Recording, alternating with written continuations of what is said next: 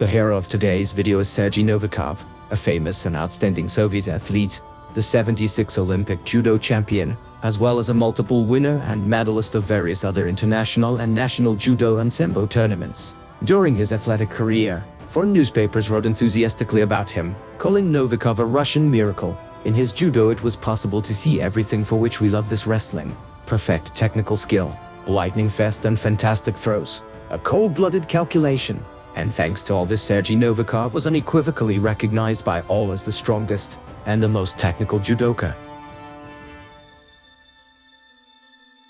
Sergey Novikov was born on December 15, 1949 in Moscow. The boy began practicing sambo at the age of 14 in the city of Kiev, where his family moved after Sergey's father, an officer of the armed forces, retired.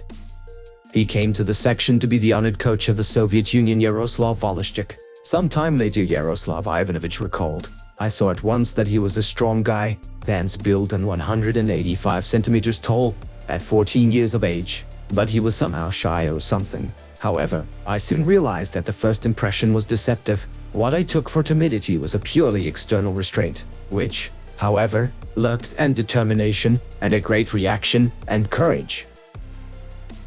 After only 3 months of classes, the 15-year-old Sergey became the champion of the youth. A smart teacher, understanding what a valuable material he was given, did not hurry to mold a teenager into an athlete. He realized that with his long legs, the natural sharpness of his pupil would be better suited for kicking. He also realized that he could not succeed in heavyweight classes without power and athleticism.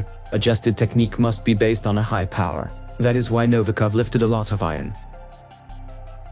In '71, Moscow hosted the Spartakiad of the Peoples of the Soviet Union in sambo. In the 100 kilograms weight category, Sergey Novikov, a young representative of the Ukrainian national team, is confidently heading to the finals. And in the final game, Vladimir Tretyakov from Moscow, a master of sports of international class, a very experienced and, as one can say, sporty wily fighter, waits for him.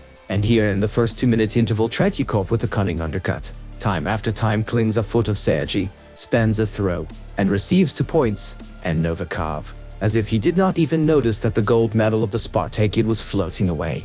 The last minute has passed, and then, for a moment, their steps, the amplitude of their body's oscillations coincided.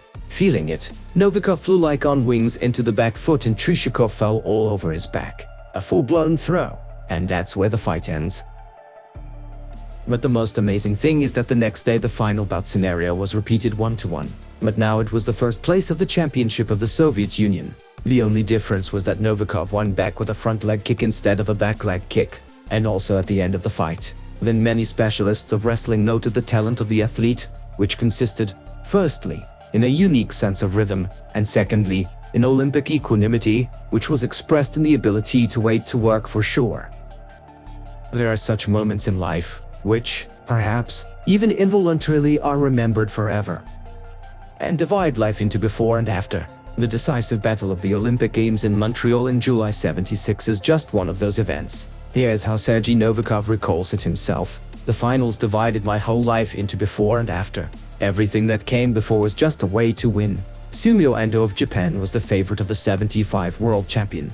It so happened that the luck brought us together already in the first fight. It was my toughest fight at the Olympics. The Japanese wasn't able to throw me once, but I had to hold and won as a result. Then, before I reached the final, I fought 3 more bouts with Park Chung-kye, a giant from North Korea, who weighed 165 kilograms and was 2 meters 10 centimeters tall, strong Yugoslavian Kovacevic and Englishman Rumfrey.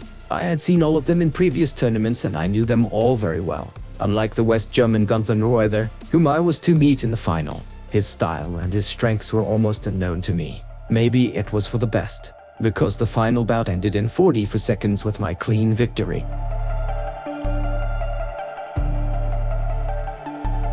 Novikov's sixth sense helps him to defeat giants far superior to him in physical conditions. The Soviet sport newspaper wrote about Olympic champion Sergey Novikov in the late 70s of the last century. Journalists of the most prestigious Soviet sports publication discerned in this Judoka an extra-class chess player on the tatami, who seeks the exact order of moves in every fight.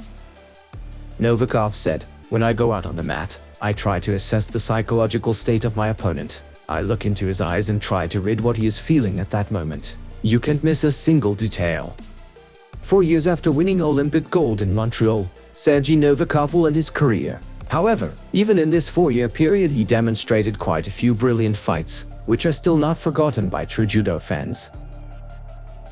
Among the most striking fights of Sergey Novikov already in the rank of Olympic champion was the meeting during the Spartakiad of the Peoples of the Soviet Union against 3-time European champion in judo Alexei Turin, a 160 kg giant. Turin had such incredible physical strength that he once took the kimono on his opponent's back, and this was the mountain that Novikov was to topple. Turin, feeling his superiority in weight and height, attacks quite straightforwardly. He tries to stand left and then he tries to catch the opponent under both feet. But Sergey, avoiding the attacking leg of his opponent, swings under his opponent and 160 kilograms of muscles are on the back of our hero. Just a moment more, and the opponent is defeated. The decision to end his athletic career and start doing community service, which is closely related to sports, came to Sergey in '80.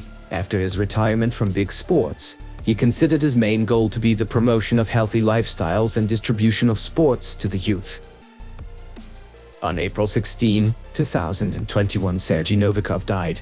He was a man who literally entered the history of judo and sambo in the world, thanks to his correct attitude to life and upbringing of the qualities inherent in a real man, a fighter and a simple man. It was he who set an example to his compatriots that the impossible is still possible. The significance of his victories was a huge contribution to the development and strengthening of the sporting nation, to instilling faith in the country and in themselves in most boys and girls, who came to the sport and reached the highest goals without fear.